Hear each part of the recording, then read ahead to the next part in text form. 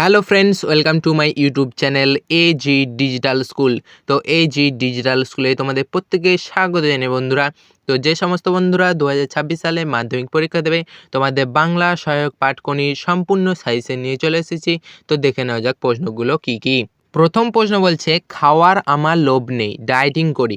কার খাওয়ার লোভ নেই, তার ডায়েটিংয়ের পরিচয় দাও। দ্বিতীয় প্রশ্ন বলছে, আপনি আমার থেকে 4,000 গুণ বড়লোক, কিন্তু 4 লক্ষ টাকা খরচ করেও আপনি নিজের শরীরটাকে চাকর বানাতে পারবেন না। বক্তা কাকে কেন একথা বলেছিলেন? তৃতীয় প্রশ্ন বলছে, 4 বছরের মধ্যেই প্রজাপতি ডানা মেলে দিয়েছে। প্রজাপতি সম্পর্কে কি জেনেছো? প্রজাপতিকে ঘিরে ক্ষিতি সিংহের পরিবারে কোন ছবি ধরা পড়েছে? চতুর্থ প্রশ্ন বলছে, আমার বিরুদ্ধে চার্জগুলো স্পষ্ট করে চিঠিতে বলা নেই। কে কখন মন্তব্যটি করেন, তার বিরুদ্ধে অভিযোগগুলি কী ছিল? পঞ্চম প্রশ্ন বলছে, এটা বুকের মধ্যে পুষে রাখুক। কি পুষে রাখার কথা বলা হয়েছে?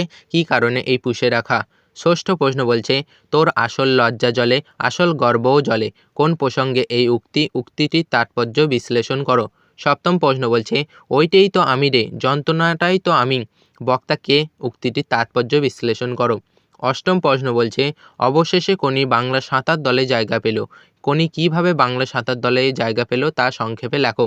9 নম্বর প্রশ্ন বলছে, কোনি উপন্যাসের কাহিনী অবলম্বনে স্বামীর যোগ্য সহধর্মিণী রূপে লীলাবতীর পরিচয় দাও। 10 নম্বর প্রশ্ন বলছে, কোনির পারিবারিক জীবনের পরিচয় দাও। 11 নম্বর প্রশ্ন বলছে, দারিদ্র্য আর বঞ্চনার বিরুদ্ধে কোনির যে লড়াই তা সংক্ষেপে আলোচনা করো। 12 নম্বর প্রশ্ন বলছে, খিদ্দা কিভাবে কোনির জীবনে প্রেরণা হিসেবে কাজ করেছিল সে সম্পর্কে আলোচনা করো। তো বন্ধুরা, তোমরা যদি কোনি থেকে এই 12টি প্রশ্ন খুব ভালো করে প্র্যাকটিস করো, দেখবে পরীক্ষায় তোমরা এর মধ্যে থেকেই প্রশ্ন কমন পেয়ে যাবে। তো তোমরা এগুলো খুব ভালো করে প্র্যাকটিস করবে। আর অবশ্যই কমেন্ট করে জানাবে ভিডিওটি তোমাদের কেমন লেগেছে। ভিডিওটি ভালো লাগলে অবশ্যই একটা লাইক করো।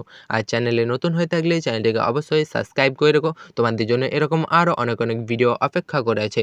তো সব শেষে বলি, ভালো থেকো, সুস্থ থেকো।